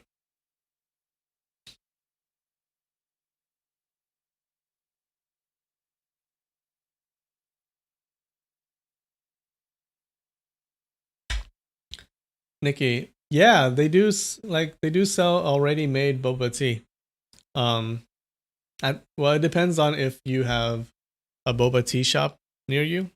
Yeah, just call them up. Chances are they'll deliver.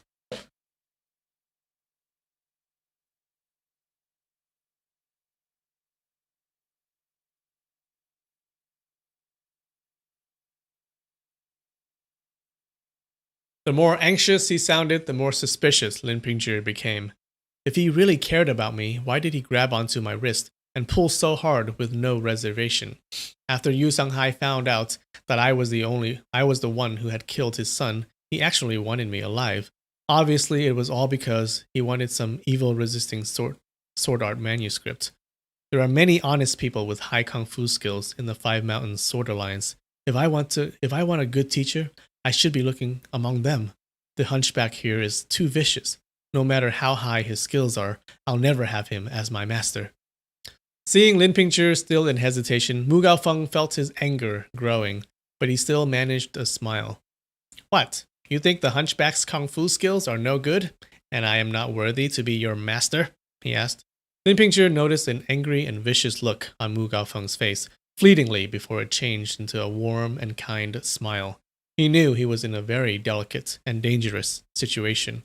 If he refused to call him master, Mu would probably get infuriated and kill him right away. So he said, Hero Mu, your offering to take me as your apprentice is a fortune I never even dared to dream of. But I have been learning my family kung fu skills. If I want to study from another great master, I must get permission from my father. This is not only the family rule, but also the common practice in the martial world. That sounds reasonable, Mu Gaofeng nodded.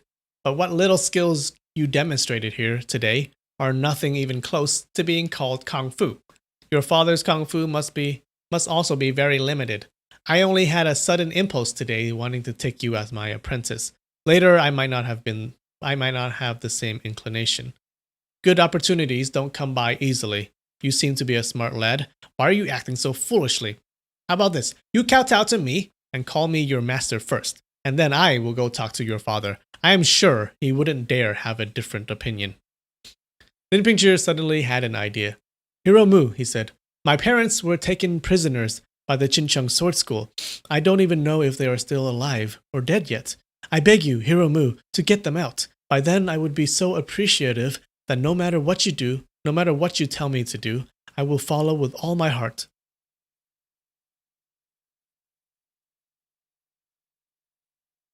Mu Gaofeng became livid. What? He exploded. Are you bargaining with me? Do I have to have you as my apprentice? Who do you think you are? This is just outrageous. Then he remembered that even Yu Sanghai gave in right in front of so many eyes and did not want to tear his son's killer into two. He must have had very good reasons. People like Yu Sanghai were not the type that could be easily fooled. The rumor was probably true that the evil resisting sword art was truly amazing. If he could take this lad as his apprentice, then sooner or later he could get his hands on that outstanding martial arts book. At that thought, he urged again, hurry up and kowtow to me. After 3 kowtows, you will be my apprentice. Of course, the master will take care of the apprentice's parents. Since Yu Sanghai captured my apprentice's parents, then when I go ask for them from him, it would be totally justifiable. How dare he object? Lin Pingzhi really wanted to save his parents. He thought, Mom and Dad are prisoners of that villain. Every day would seem like a year for them. I need to get them out as soon as possible. As long as he can rescue my parents, I'd be willing to give up anything, let alone taking him as my master. So he knelt down in front of Mu Gaofeng to kowtow. Afraid that Lin Pingzhi might change his mind again, Mu Gaofeng laid his hand on Lin Pingzhi's head and pushed down. Lin Pingzhi was ready to kowtow to him, but when he felt the push from the top of his head, he was filled with repugnance and naturally straightened his neck and resisted. Hey, kowtow!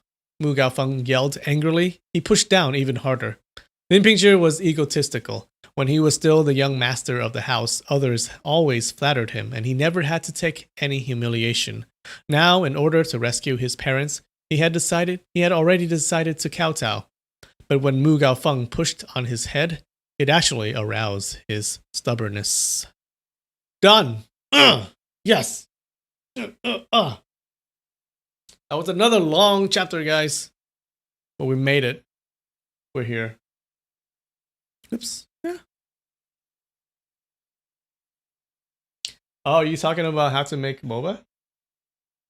In chat? Dun, dun, dun. Boba tea is also known as bubble tea. Yep.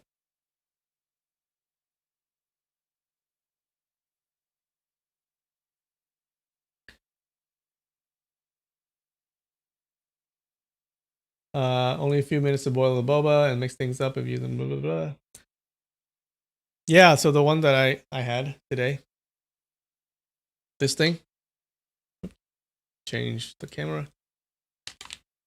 This thing, yeah, this only takes 5 minutes. And it's pretty good.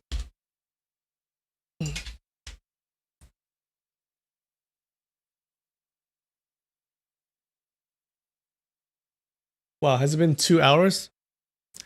Alright. Let's I'm gonna get some tequila and then we'll end really quick.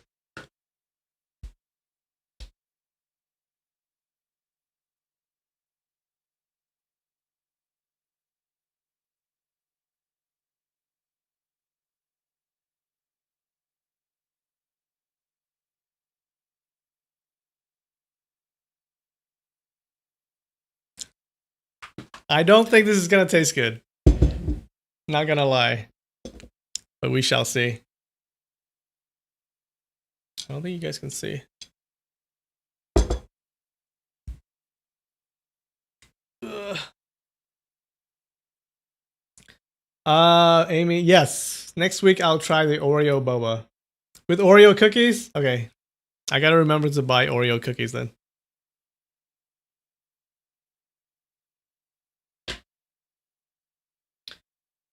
I got some Hornitos tequila and this. Can you see? Hope I don't make a mess again.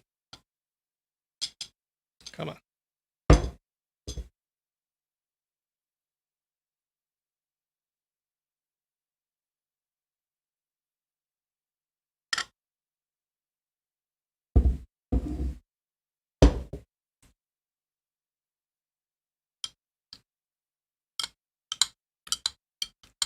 All right, let's see.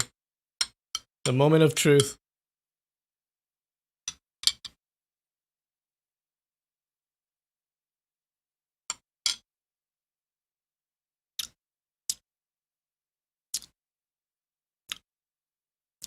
Fucking nasty. Ah, no. Ah, don't do that.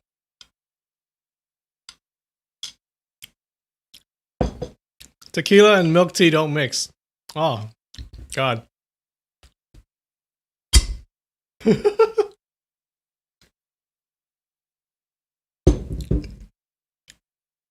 This is honeydew. This is honeydew flavor. Thanks to Amy.